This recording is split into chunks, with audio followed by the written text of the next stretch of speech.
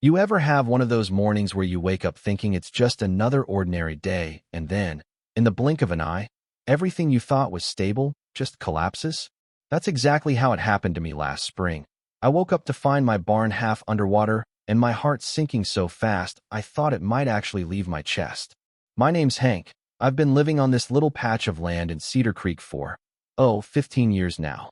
Not much, just a few acres, a weathered red barn that creaks like it's got its own personality, and a couple of horses that think they run the show. I love it here. It's simple, it's honest work, and for all those years, the land treated me well. Even the worst storms never fazed me. The water always knew where to go, rolling down gently to the creek at the back of my property. No fuss, no damage, just the way nature intended. Then last winter, everything changed. Across the line lived the Turners, a couple who'd only recently moved in but acted like they owned the world. Nice enough people on the surface, but the kind who get obsessed with appearances. Their backyard, to them, wasn't just a yard. It was some kind of magazine spread that had to be pristine, not a blade of grass out of place, not a hint of mud anywhere. One Monday, out of nowhere, trucks showed up, heavy equipment, cement forms, guys in hard hats walking around like generals inspecting a battlefield. I asked politely from my porch, "Hey, y'all building a fence or something?" And Mr. Turner just waved, said, "Just making it look nicer, Hank." I didn't think much of it at first. I've seen construction before. It's usually loud and messy but temporary. But by the end of the week, they'd erected this monstrous retaining wall right along the property line, massive slabs of concrete, tall enough to block the sun from one side of my barn on early mornings, ugly as sin, and most importantly, it completely blocked the drainage path that had been running for decades. I remember staring at it one evening, the orange glow of sunset bouncing off that wall, and feeling a pit in my stomach I hadn't felt since the day my old dog passed away. That first storm came 2 weeks later, not huge, just a steady rain that should have been no problem, and yet, when I opened the barn doors, there it was. The entire floor under 3 inches of water. I swear I could hear it laughing, mocking 15 years of dry barns, of safe hay, of mornings without worrying about soggy boots. I marched next door, boots squelching in mud, and tried to explain calmly. "Guys, your wall is blocking the water. It's flooding my barn." I thought maybe they didn't realize. Maybe a human error. I was wrong. Mr. Turner looked me dead in the eye and said, "Not our problem, Hank. We paid a lot of money for that wall. It stays."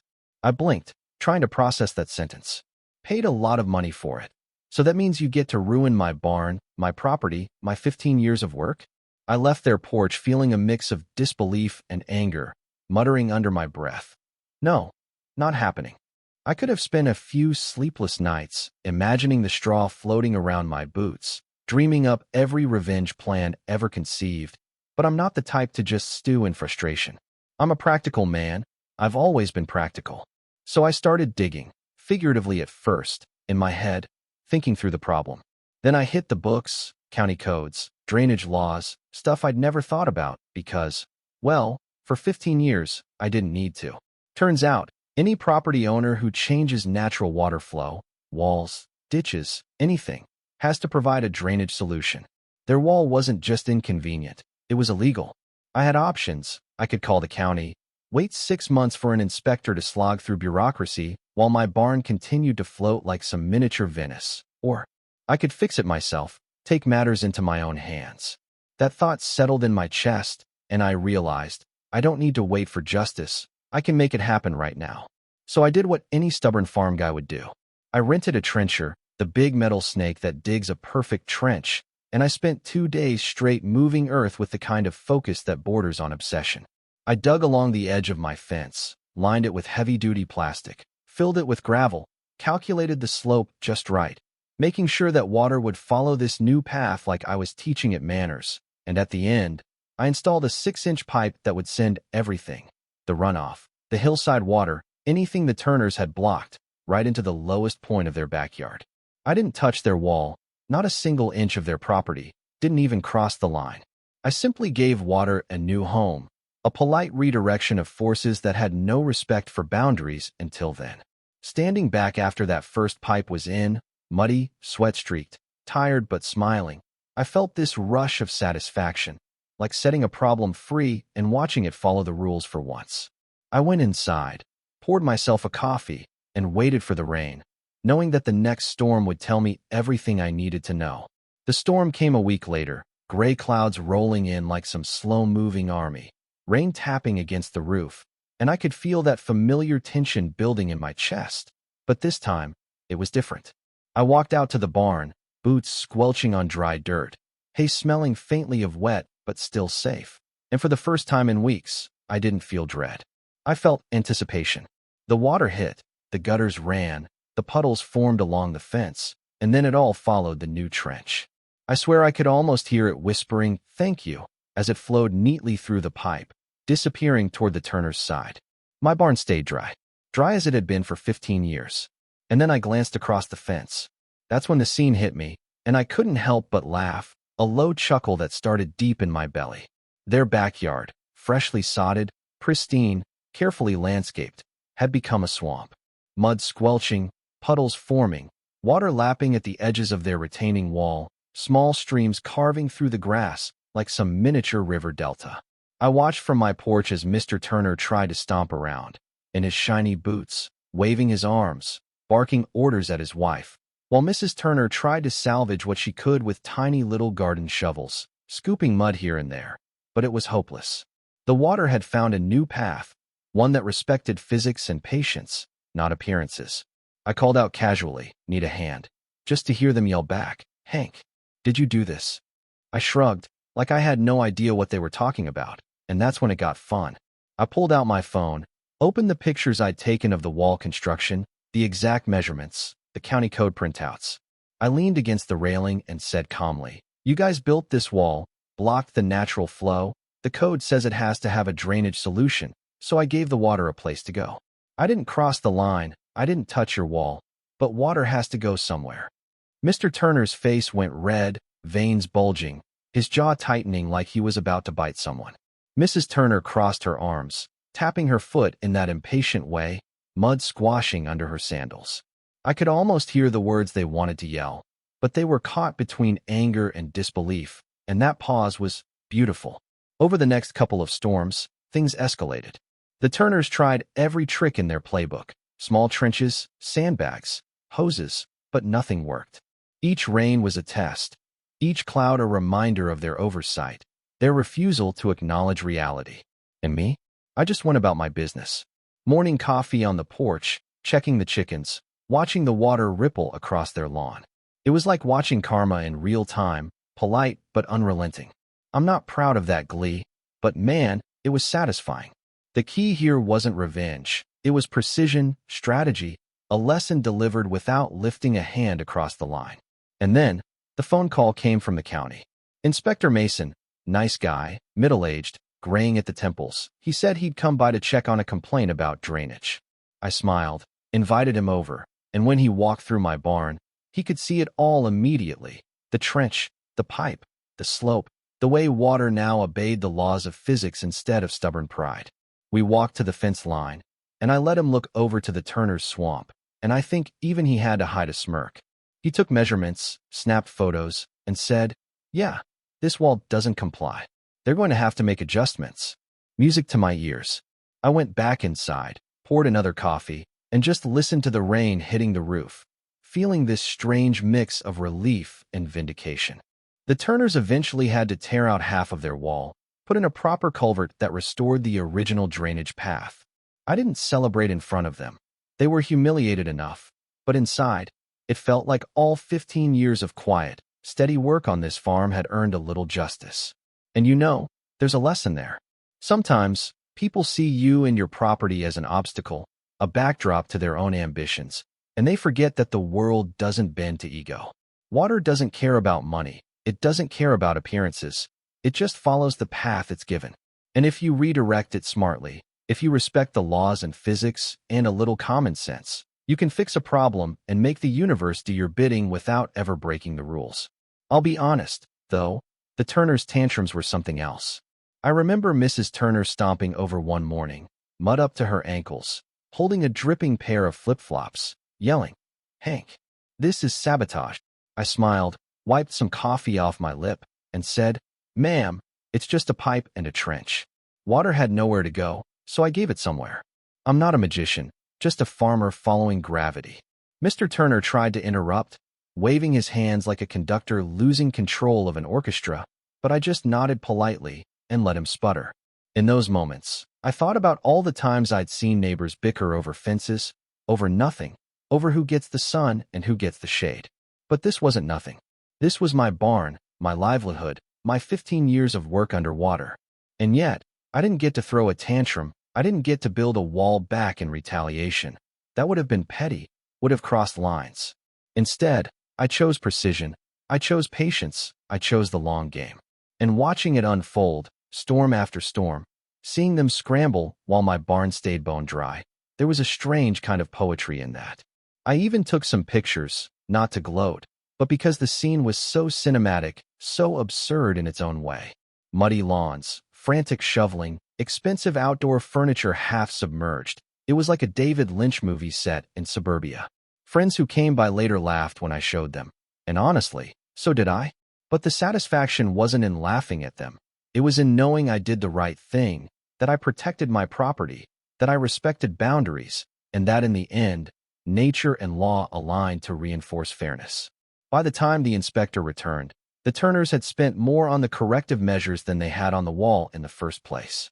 The irony wasn't lost on me, and I think they learned a hard lesson about pride, money, and underestimating someone who knows their land. I didn't need to yell.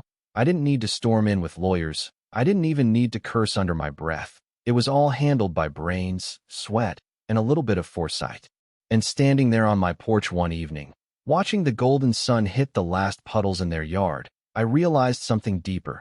Property isn't just lines on a map. It's a responsibility. And some people, blinded by appearances, forget that responsibility has consequences.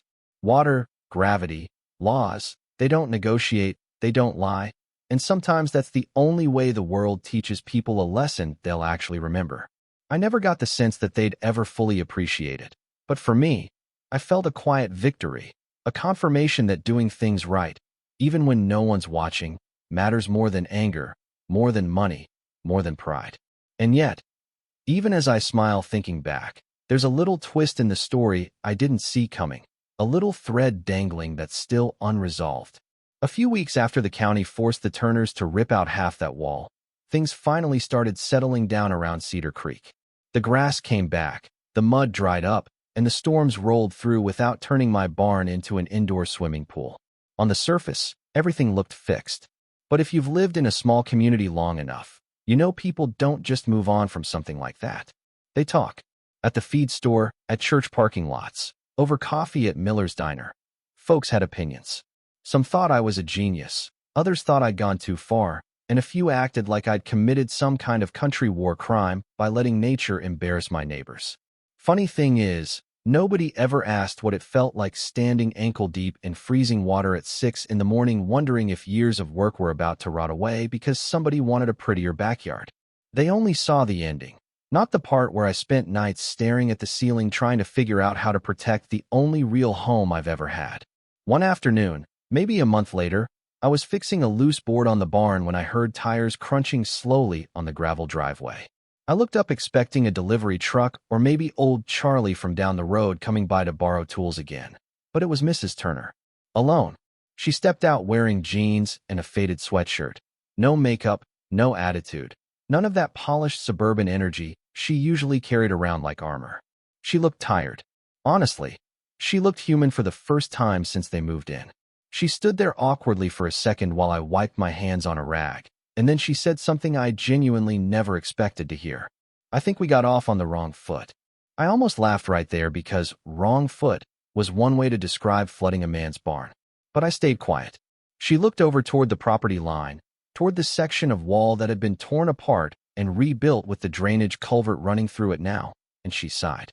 Greg got carried away, she said softly. He thought if we made everything look perfect, people around here would finally take us seriously. That sentence stuck with me longer than I expected, because suddenly the whole thing made more sense. They weren't just obsessed with landscaping. They were outsiders trying too hard to fit into a place that values authenticity more than appearances. And instead of learning the rhythm of the land, They tried to force the land to obey them. That's where everything went sideways. I leaned against the barn door and said, "This place doesn't care how fancy your yard looks. The creek's been flowing the same direction longer than any of us have been alive." She nodded like she finally understood that. We stood there in silence for a minute, wind moving through the trees, horses shuffling around behind me. One of those quiet moments where nobody's really angry anymore, but nobody's fully forgiven either. Then she surprised me again. "Greg wanted to sue you," she said. "Said you humiliated us on purpose." I chuckled under my breath. "Did he now?" She nodded. But the lawyer told him he'd probably lose, especially after the inspector's report. There it was again, that little spark of satisfaction I couldn't quite kill. Not because I wanted them ruined, but because for once, somebody with money and ego learned they couldn't just bulldoze over people and expect zero consequences. Mrs. Turner eventually looked at me and asked, "So, if you could go back, would you do it differently?" That question hung there heavier than I expected. And honestly, I thought about it. I thought about those first mornings of anger, the sleepless nights, the muddy water soaking through hay and wood and memories. I thought about standing on my porch watching their yard flood while feeling that guilty little grin creep across my face. Then I looked out toward the creek and said, "I probably would have talked to you one more time before digging the trench." She nodded slowly, almost relieved by that answer. "But," I added, "I still would have dug it." That made her laugh unexpectedly, the first real laugh I'd heard from anyone in that house since they moved in. And for the first time, it felt like the war was finally over. Now, do I think what I did was revenge? Maybe a little. I'm not going to sit here pretending I'm some saint who acted without emotion. Part of me absolutely enjoyed watching that backyard turn into a swamp after they dismissed me like I didn't matter. But another part of me knows I stayed within the rules. I didn't damage their property, didn't trespass, didn't threaten anybody. I simply refused to carry the burden of someone else's arrogance. There's a difference between cruelty and consequences, and I think a lot of people confuse the two these days.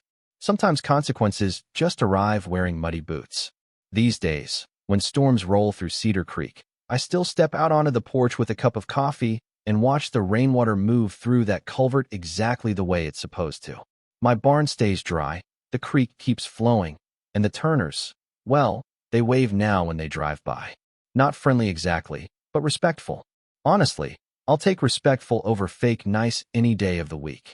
Every now and then somebody around town still brings up the swamp incident, and people laugh about it like local folklore, but underneath the jokes there's a lesson everybody quietly understands. Don't fight the land, and don't underestimate quiet people just because they aren't loud. The quiet ones usually know exactly where the water flows. So now I gotta ask you, what would you have done? Would you have spent thousands fixing a problem somebody else caused just to keep the peace? Would you have fought it in court for months while your property kept flooding? Or would you have done exactly what I did and let nature teach the lesson for you?